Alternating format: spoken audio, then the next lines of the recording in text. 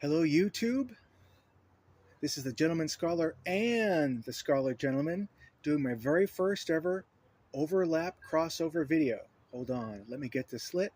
I'm hoping this is dried out enough. It's Norman Rockwell fishing, which is perfect for summer, and it's massively hot. It smells like raisins, raisins and a little spice.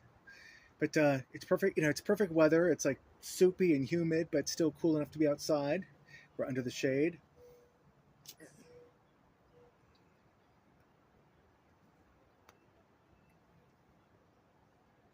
Hmm.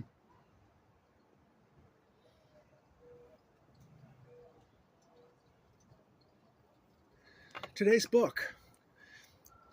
When I'm on my BookTube channel, I usually do book reports. So,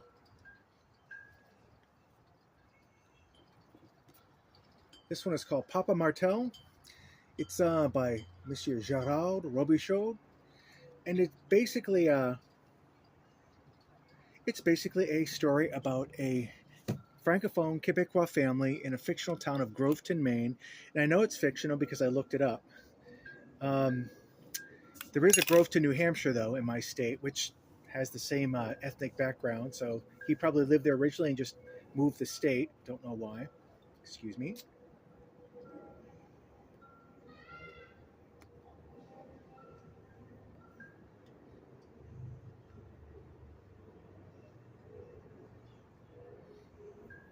I may not have given this enough time to dry, unfortunately. The reason why I'm combining my pipe channel with my BookTube channel is because this book was written by a pipe smoker and has a pipe smoker as a main character, the titular character, Papa Martel. You can tell because the artist picture shows him smoking a pipe. I don't know what kind it is, but you can tell that he's a pipe smoker because it never overtakes the narrative, but it's there. The way he loads his pipe, the way he reaches into the tobacco, much like if you read a Maigret novel by Monsieur Georges Simenon. Excuse me again.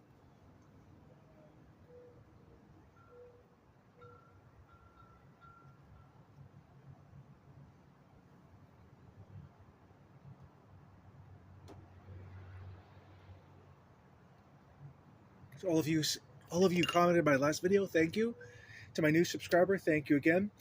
Papa Martel, I read this book about Manchester, New Hampshire, my hometown, and this gentleman's name was mentioned, writing about the Quebecois lifestyle, which that's my forebears, that's my cultural backdrop. So I said, I want to read this guy's work.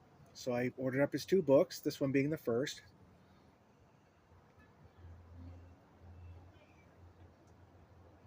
And I'll read to you what the book describes as when he got interviewed for the Maine Mirror. Hold on.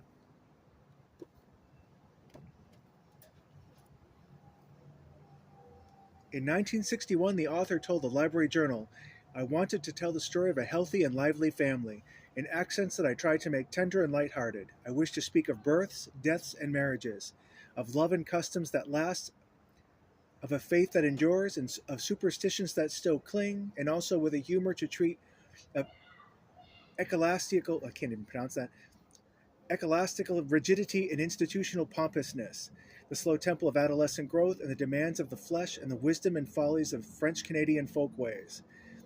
Quoted in the Mirror of Maine, University of Maine Press, Baxter Society, Maine, 2001. Yeah, and that's exactly what he does. Across the book, it's 10 chapters, each chapter being like several years apart. First chapter, he starts like telling his kids the story of how they met his mother, and it just paints a gradual story of family life, how the mother has a blackboard, how she keeps track of all the infractions and all the good stuff that their kids do, and the prize they get is a bag of candy at the end of the week. So this way they know where they stand. And the mother is very, very big on education. She was starting to become a nun when Louis Martel met her, and he won her away from the sisterhood. It was a trial basis type thing. But and of course the Catholic Church is heavily, heavily featured in this because, make no mistake, the Catholic Church heavily financed and pushed the whole colonial effort from France over into Canada back in the 1600s, 1700s, and 1800s, and that's where my family comes from, Marston, Quebec, right over the border of New Hampshire. You bang a right, head towards Maine. It's that little kitty corner of Maine and New Hampshire, right over the border. Lac-Mégantic, and Marston is the town that my dad grew up in. So, yeah, this is my backdrop. So, in reading this, I mentioned train wreck. oh yeah, I mentioned that. Lac-Mégantic had a train wreck. I want to say about 5 to 7 years. It's been a while. The train wreck. It literally. Someone left the brakes on in the nearby town of Nantes, and the train rolled on steadily down until it flipped over right at the crossroads where it crosses the town main street. It flipped over and it exploded, and it took half the town with it. Unfortunately, my cousin Michelle was one of them. And but yeah, for all the wrong reasons, it put Lac-Mégantic on the map.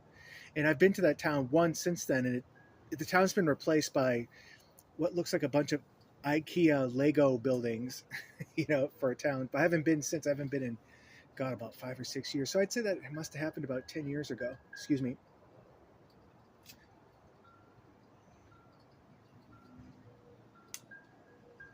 Talking too much.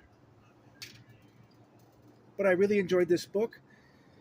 I was sad to leave this family when I read this book, but the one that really drives it home is the last chapter when the last child gets married, and of course the house is full of people. There's drinking and there's talking and they're reminiscing, and that's pretty much what I remember from my childhood. Of course, play down the rampant alcoholism that can wend its way into the family a little bit.